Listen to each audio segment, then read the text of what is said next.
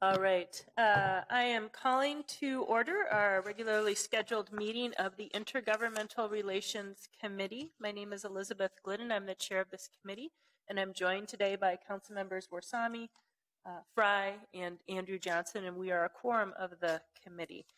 We have 2 items on our agenda for today, and I am also going to add a 3rd item to the agenda, which is a motion to amend our 2016 City of Minneapolis policy positions. And so I will just move to add that as item number 3. And all in approval with that, please say aye. Aye. Aye. Opposed? And we have now 3 items on our agenda. The first item on our agenda is an item from the City Coordinator's Office. It is a donation of used fire trucks and public life safety equipment to our sister city of Bosaso, Somalia. And this is a presentation that we have been excited for and waiting for. And I'm going to ask Mr. Ebnett to come forward, and he is going to give us a presentation on the item, and then we can take some questions and comments. And I would note that we have some members of the community who have joined us here together for this moment. So I want to say thank you for joining us, and we'll see if anybody would like to say anything after we hear the presentation. Great. Good afternoon, Chair Glidden, committee members. My name is Peter Ebnett, and I'm a management analyst in the City Clerk's Office. Joining me today are Gary Winter from the City Attorney's Office and Jenny Scheibut from the City Coordinator's Office, who is the point of contact for our Sister City program. For your consideration today is the donation of 2 fire trucks, a booking van, and other life safety equipment to our sister city of Bosaso, Somalia. As you know, Council passed a resolution authored by Council members Glidden and Warsami on October 17, 2014, agreeing to enter into a sister city relationship. In the past, Council has passed resolutions similar to this, most recently in 2009 and 2012 to our sister city of Eldoret, Kenya. In order to facilitate donations of this kind, Council passed an ordinance on March 18th of this year. Councilmember Warsami's office, along with the staff team, worked with Finance, the Police Department, Public Works, and the Fire Department to identify and appraise the items before you. A memo from the Finance Department, along with an itemized list of the appraised items, are included in your information. Additionally, in your materials, you'll find a letter of request from the Mayor of Bosaso and a letter from Kajug, a local Somali organization committing to the storage and transportation of these items. And as a result of that, there are no additional costs to the city beyond the donation. This concludes my brief remarks, and we're happy to stand for any questions. All right. Any questions? Or I might also invite Councilmember Warsami, who had a big role in helping steer forward this item, if he has any comments or questions he'd like to share. No, I have a statement from my comments. Okay. Would you like to go ahead, or should we invite anyone from the community? Did you have any comments that you wanted to share, or should we go ahead with Councilmember Warsami? Okay. All right. Thank you. Thank you. Dear colleagues, I am excited to be sponsoring this donation to our sister city of Bosaso, Somalia. We as a nation are living through a period of time when the politics of hate and division are being trumpeted by some who seek to lead our country. Discrimination against religious and ethnic minorities are openly espoused. Too often, these destructive ideas are the ones that are broadcast by our media and are consumed by the public at home and abroad. We as a city in Minneapolis have the opportunity to defy this rhetoric. Already, we have forged a first-in-the-nation relationship with Bosaso. This connection allows us to act on our values of openness and acceptance and strengthens the bonds that tie us all together. With this act, we have the opportunity to further foster our relationships with life-saving equipment.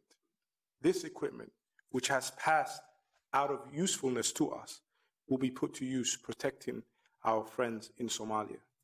With this act, we have the chance to transform the message, one that is about commonality and unity rather than hate and division. We are able to do this work at minimal cost to the city of Minneapolis. Thanks to our community partners who have seen the value in this donation and will provide the means to store and transport these items. Many members of the community are here with us today. Some our imams are here, our business leaders are here, our community leaders are here, members of the nonprofit organization Kajog are here, members of the City Minnesota Friends of Bosaso are here also today. And I want to thank them for coming here and for their commitment to help us transport and house these items. I want to also thank Council Vice President Glidden for her support both in the initial creation of our sister city relationship and in the affirmation of that relationship we have before us today. I also would like to thank our city staff for their work and dedication. And I also like to thank the members of this committee for your support and look forward to continuing this work together. Thank you. Thank you very much. Councilmember Frey. Thank you, Madam Chair. It's not often that a council member has the opportunity to contribute and benefit areas outside of city limits, and it's even more rare when a council member has the opportunity to contribute and benefit areas outside of the country and across to the other side of the world. And so I just want to let Councilmember Warsame know that my hat is off to him in this instance, because this is tremendous work that will substantially benefit a community and will further a sister city relationship with Bosaso. And far too often the sister city relationships can be emblematic, but not much more. And in this case, clearly there is we're bound together by something greater. So I'm really thankful. Thank you, Councilmember Warsame and Councilmember Glidden for authoring. Thank you. And I'll just say I was proud to have been invited by Councilmember Warsame to help co-author this, but in truth, it is Councilmember Warsame who has done the lion's share of the work on this. And I'm appreciative of the value that this donation will have to our sister city of Bosaso, but I think even more, I just really appreciate Councilmember Warsame's comments about how this reflects our values and the importance of this relationship, and that we want to stand apart from some very ugly rhetoric that is happening across our country and say, for the city of Minneapolis, we reject that hateful rhetoric. We value our partnership with the Somali community and with the sister city of Bosaso. And so thank you very much, both for your comments, but also for the action of bringing forward this donation. With that, I'm not seeing further comments or questions from council members, so I will move approval of this action. All in approval, please say aye. Aye. Aye. Opposed? And that item is approved. Thank you very much, everyone. All right. So with that, we have two additional items that are on our agenda. One is our federal, state, and local legislative update. And then I think that will just dovetail nicely into the added item to our agenda, which is an amendment to our 2016 policy positions. Madam Mr. Chair, thank you Ranieri. very much. My name is Gene Ranieri. I'm the Director of Government Relations for the city. There are several items we'd like to go over with today. And just a little bit of a context. Today is the next to last day of the second deadline. What that means, any bill that is not out of a policy committee either is on the floor or referred to a finance committee or the tax committee will not be heard. And it is essentially done for this session, but as we well know, it's never over till it's over. So, but bills that are not been heard will probably have a more difficult time making it through this session. A couple things happened this week. One yesterday, the United Black Legislative Agenda was announced at a press conference, and I think we sent to you about an hour ago that release. And Madam Chair, I can go through that if you wish. Why don't you go ahead, please? Okay. The first item talks about a business capital fund. and that would be Indeed, I would assume, and it's about a $75 million appropriation request. We have language in our legislative agenda would be supportive of such an effort. The Urban Initiative Board Workforce Development, I wasn't able to track it down completely, but I think what it is training money for workforce training for folks who are either African American or of African heritage. What's also being proposed is that the Urban Initiative Board is a board of advisors to DEED, and they have loan funds available to be used basically in a 7-county metropolitan area. What this proposal would do is expand the coverage of the special grant program to Black and Afro-American and African heritage communities in Duluth, St. Cloud, Mankato, and Rochester. The third is summer youth programs, and we are definitely supportive of that, and we actually have legislation drafted and in the hopper for summer youth. Working Parents Act, that is the original term for now what has evolved as the Family Medical Leave Act and several other bills that were introduced in the 15 and 16 session. Unfortunately, the one that seems to have some legs and it's moving in the Senate is the Family Medical Leave Bill. The theft and scheduling bills have not been heard in either the House and have not moved in the Senate. Turning the page, grand jury ban, we do not have a position on that. On private prisons, 2 weeks ago, we adopted a position supporting a ban on private prisons. Sentencing guideline recommendations, we also approved last week, 2 weeks ago, and sent to the council. And the voting rights restoration is something that we have been on record for the last couple of years and worked very closely with the authors last year on this legislation. I think Senator Champion is the author of this bill. Establish a strong body cam policy and funding for Minnesota. I know the city is working on that. And then the other two items for Black immigrant justice, hate crime penalties increase, and Somali community needs are all part of our agenda or our principles and policies of our city. So with that, Madam Chair, I'll stand for any questions. Moving along, another item is tonight, and it was released and sent to you not too long ago, was the House budget resolution. The House is proposing basically not to spend any money, any new money. They are suggesting that, for example, education, no additional money for education, no additional money for higher education, some money for health and human, no money for health and human services, new money. In agricultural finance, which would impact the urban agricultural program and the East Phillips project, no additional money at all. In ag, actually, there's a reduction of $1.9 million. In transportation, it's open because that's going to be decided a little later, and much of those dollars could be non-general fund. Public safety, a small decrease. Jobs and energy, $11 million increase, and I would hazard to guess that is probably broadband. State government, a reduction of $9.5 million. We'll need to watch that because some of those funds do flow to the city for certain activities. And then, in effect, it's a zero increase. Now, the Senate usually doesn't adopt a budget, but they do come out with targets, and they are probably a week away from doing their targets.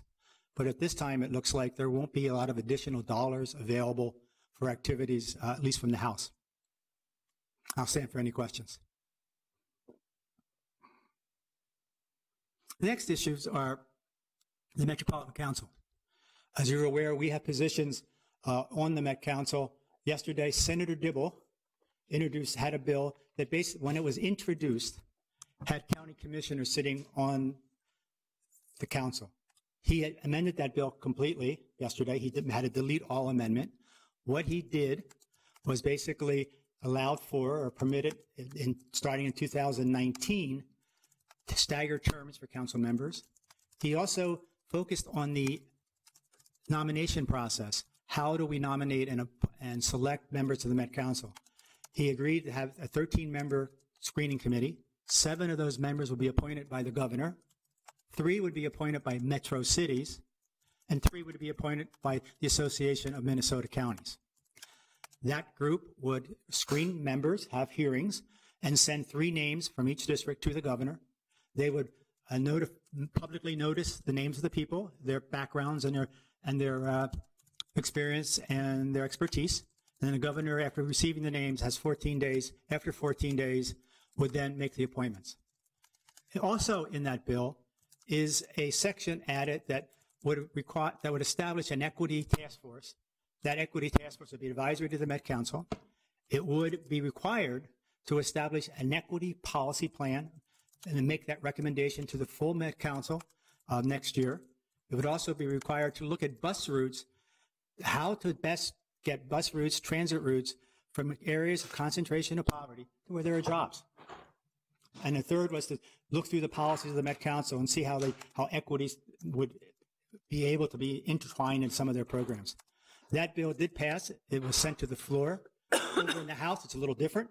The House bill has a blue ribbon commission, and at the same time, it has a Met Council that would be comprised of elected officials. Senator Dibble, in a question about why did he not have any elected officials, city council members, or county commissioners, responded that, he has learned a lot from talking to folks and also to them and reading the policies of the metro cities and the Citizens League, that city officials mostly are part-time. They aren't full-time. They would have to take lots of time off. So was concerned about the duality of the having two positions. Lots of conflicts were of his concern. But he also said, counties already are involved a lot in the Metropolitan Council. They have members on the TAB. They have CTIB. They're involved in other issues, dealing with transportation and other things, and didn't think it was necessary to have elected officials on the council at this time. Madam Chair, I can stay for any questions on that issue because I know that's a topic of interest here.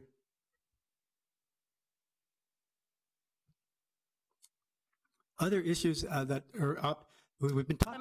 I may just kind of make a comment, Mr. Ranieri. Sure. Is that I think the Citizens League released its recommendations on Met Council governance just within the last week.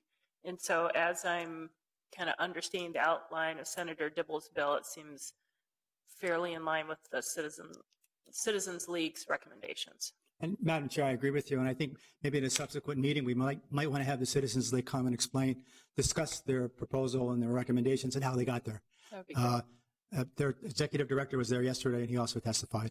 The bill was supported by the Citizens League, and Patty Nauman spoke for the metro cities and was supportive. It was opposed by some of the county folks, as we'd expect. Okay. Okay. In terms of transportation funding, again, that's to be determined a little later. That will happen in the next phase of the legislative process. There have been an awful lot of bills dealing with interference or preemption of local authority.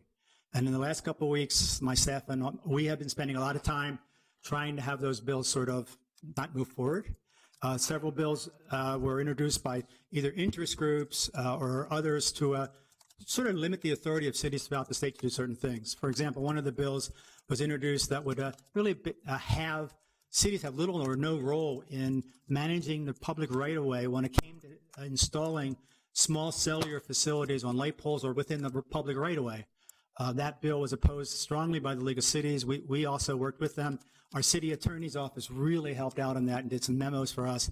And that bill now was not heard in the Senate, and we're not sure what's going to happen in the House. And in fact, in the House, the author of the bill, after he read it and talked to everyone, decided that he needed to do something different, and he set up a study commission. So there may be a study on that issue. Other bills, like the interim ordinance, were laid over in the Senate, and I don't know if it's going to be heard after deadline. And two other bills dealing with publications, required certain kinds of publications, were also defeated in the Senate yesterday. In the area of, I know some of the council members and we as a city were interested in a condominium townhouse law that would really spur and allow for a mix of new construction that would not only was rental, but also home ownership. That bill was introduced in both the House and the Senate, but it did not have hearings this session. The authors decided to wait till next year. Another bill is the whole area of urban agriculture. I know some of our council members are very involved. Some testified this week. The urban ag bill and the East Phillips pilot bill are both in the House Ag and Senate committees dealing with to be reviewed for possible inclusion in the omnibus bill. However, the House Ag budget is at $1.9 million less than last year, so there'll have to be some juggling there. In the area of public health, the asthma request is still alive and well, but again, the House numbers are fairly low. And in the area of public safety, tomorrow the Senate will consider legislation affirming the recommendations of the Sentencing Guidelines Commission dealing with sentencing of drug offenses. And Madam Chair, that's what we have so far, and I'll stand for questions. Thanks, Mr. Ranieri. And I just want to, so you talked about the interim ordinance, and I know we often refer to that more with the language of moratorium.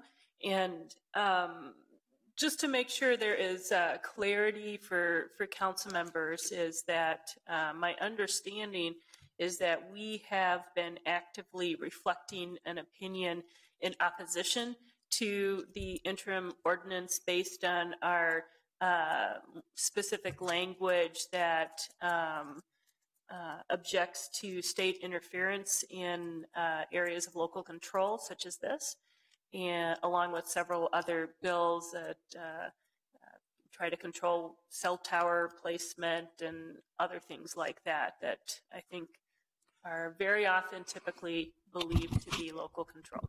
Madam Chair, that is true. We have actively worked on opposing. We've worked very closely with the League of Cities and been involved in a lot of the strategy sessions on that bill and the 3 or 4 other bills I mentioned. That bill is moving in the House. It has been changed a little bit. It is now a 10-day notice rather than 30, and it's possible that the require of a 2/3 majority could be dropped. But with no action in the Senate, we'll have to watch and see what happens.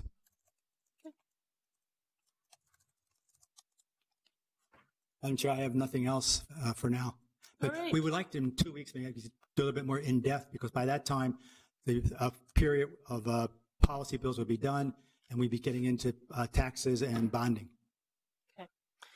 So I think with that, thank you very much, Mr. Ranieri. We are ready for item number 3, and this is a amendment to our 2016 policy positions that is moved by Councilmember Andrew Johnson. And before he moves that, I wonder if we could just have an overall description by Mr. Ranieri of kind of what's the bill at issue and what would we be amending our policy positions to reflect. And then I'm sure Councilmember Johnson wants to make some comments and advocate for his amendment.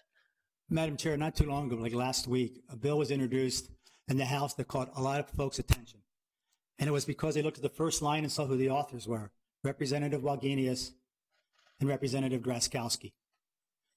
Representative Wagenius more to the liberal and environmental, Representative Draskowski, chair of the property tax division and more towards limited government. So it was an odd couple. And what the bill does, the bill basically affects the SAC charge here in the metropolitan area.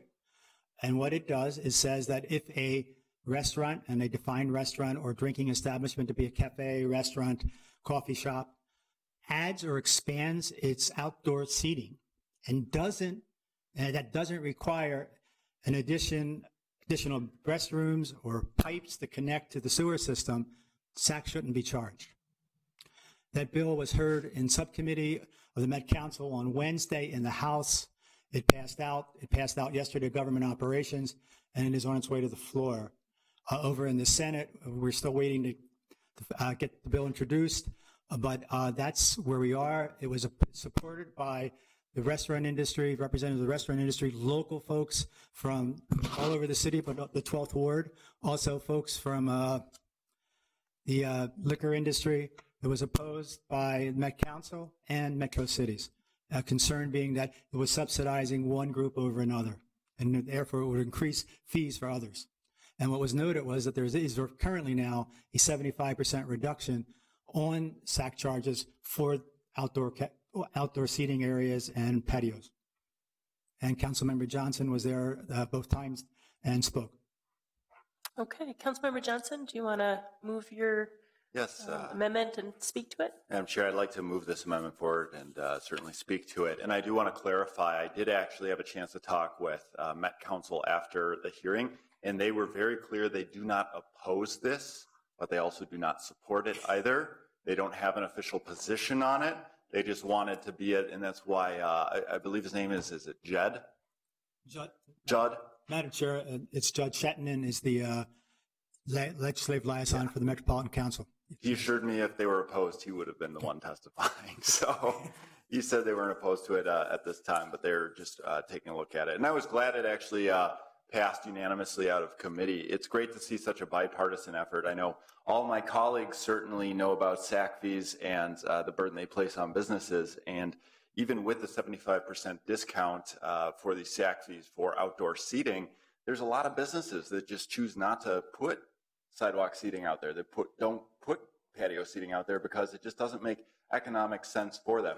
And Met Council as well, their staff, when talking in these hearings, said that they couldn't even calculate out what really the impact was of outdoor seating, since really rain events, when there's a storm, when there's a lot of rain, that's what's taking up the capacity, not really folks sitting outside on a sunny day enjoying their coffee, enjoying their sandwich or their beer. And this is just, it's great to see so many small businesses supportive of this, to have the bipartisan and broad support for it. I'm excited it's going through the House, and we expect it to pass there. And I really want to thank Representative Wagenius and Representative Drakowski for their work on this. And I believe that it'll be a great move for the city of Minneapolis to support hundreds, if not thousands, of small businesses across our city who just want to put something out to add to the community livability and make it nicer for their customers and their business. All right. Questions or comments? Not seeing any. So all in approval of Councilmember Johnson's amendment, please say aye. Aye. Aye. Opposed? And that item is approved. And with that, are there any other items for us to address, Mr. Ranieri? Madam Chair, not at this time, no. Okay. So Thank with that, I believe we've concluded with our agenda, and we are adjourned.